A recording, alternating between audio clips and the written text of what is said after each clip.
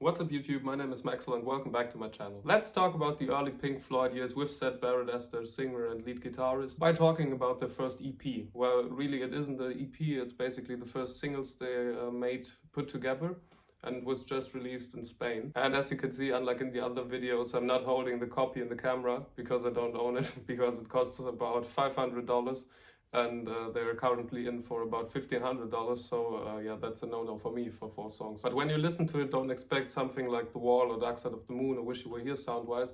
It's gonna be rather different than that, actually. As I said before, this EP consists out of 2 singles. So song 1 and song 3 are gonna be like the main singles and the commercial ones, and song 2 and 4 are gonna be a bit more experimental, but I'm gonna talk about that a bit further in the video. See Emily Play is the first song of the EP, and it's basically the most famous song they made. And it is rather jolly in the chorus, but overall in the verses they sound like a fucked up version of the Beatles or the late Beatles, like after Sgt. Pepper's. So this psychedelic kind of vibe they got into it. As you might have recognized from last week's episode, I'm a great fan of Richard Wright, and I think his keyboard sound in this song is also really amazing, and the text and everything. I think the song is very good. There's also this part, and I think you know what I mean when you listen to it, where his keyboard sounds kind of funny and like maybe childish. And the song's lyrics are about an encounter by Barrett when he took LSD or another psychedelic drug in the forest, and he had an encounter with a girl.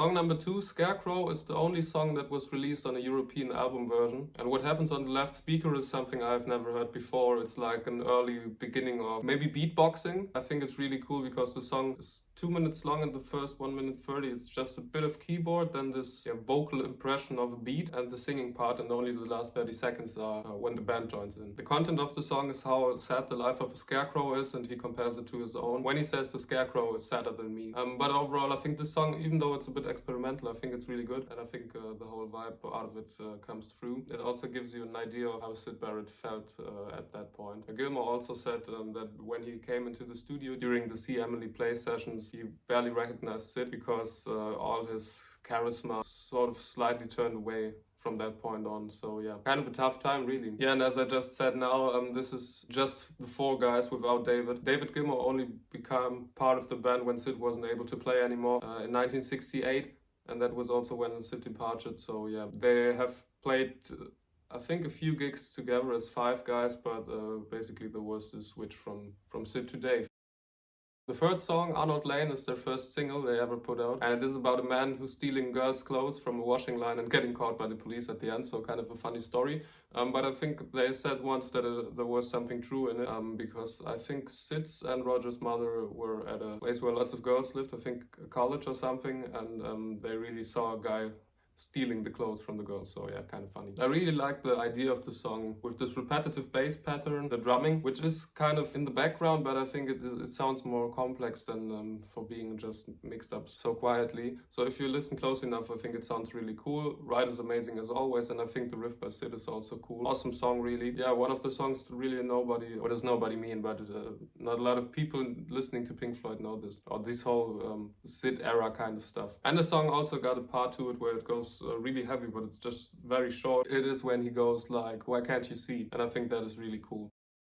Candy and the Current Bun is more of an instrumentally based kind of tune, because the text part goes just like 1 minute and the other 1 minute 30 is just instrumental.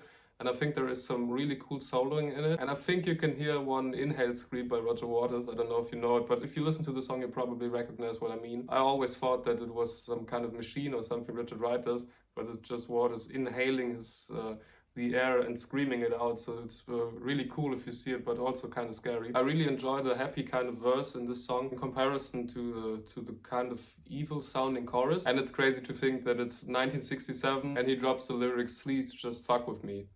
So yeah, Syd was kind of an enigma basically. I think this is really cool because the other guys always stated that Syd wasn't really the kind of person who was like, yeah, I want to be commercial and I want to make singles and I want to make this and that. So yeah, maybe this is a hint that he isn't really a fan of the big music business kind of thing and he wants to shoot at them. But eventually the song came out and it was released.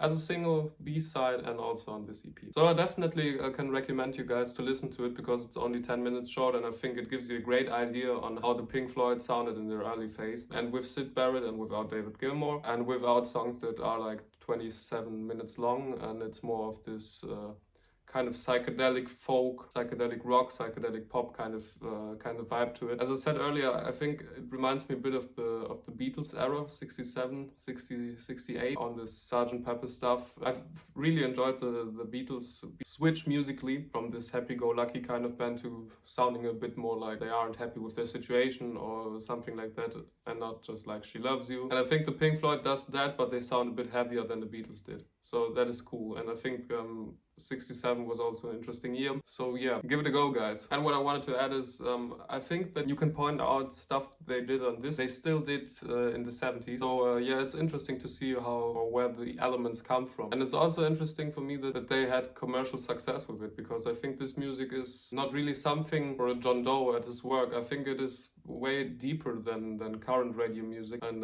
they reached top 10 with both singles. I hope you guys enjoyed my review, and I think it would be great if you listen to it, because this one is really short. Yeah, it gives a great idea on how the Pink Floyd evolved over the years. Have a good one, guys. See you next Friday. Goodbye.